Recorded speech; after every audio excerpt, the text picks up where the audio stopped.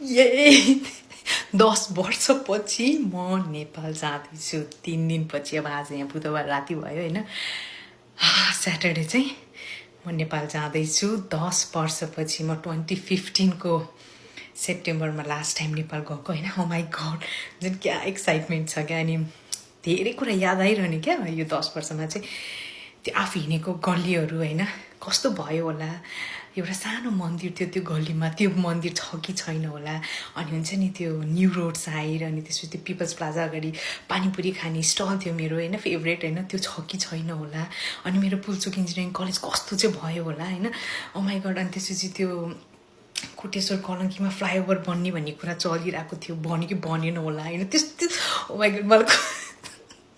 कति एक्साइटेड छु क्या ओ माई गड अनि या तर म चाहिँ एक्लै जाँदैछु क्या नेपाल होइन सो छोरीहरू र बुढालाई चाहिँ मिस गर्छु होला भन्ने जस्तो चाहिँ लागिरहेको छ होइन आई डोन्ट नो तर नेपाल आउने एक्साइटमेन्ट चाहिँ oh my god I'm so happy के आइएम सो ह्याप्पी